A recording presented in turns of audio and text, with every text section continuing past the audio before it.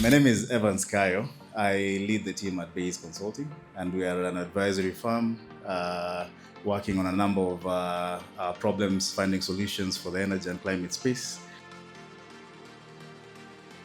So I'll just briefly talk about NCARP, Nairobi Climate Adaptation Resilience Plan Initiative, which is anchored in the MOU that was signed by His Excellency the Governor,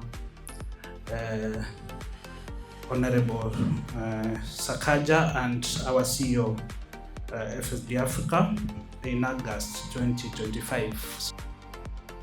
A project may look investable on paper, but it's truly investable if investors can finance. And that's why we are here to work with Nairobi County to ensure that we move from paper to bankable investments. Try to look at baseline analysis, baseline and gap analysis.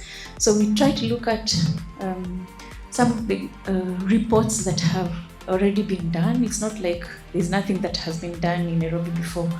So we looked at what was done already and what is it that they didn't do. So we established the gap.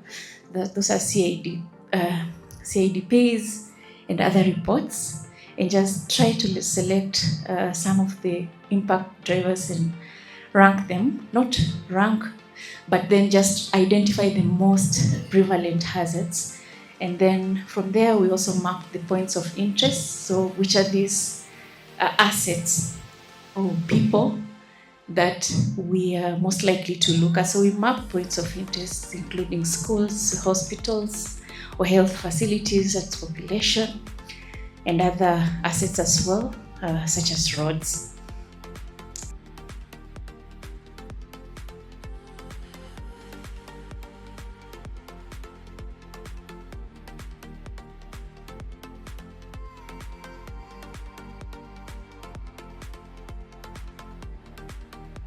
We try as much as possible to de-risk the investor, trying to look at instruments such as project preparation facilities, guarantees, risk-sharing facilities.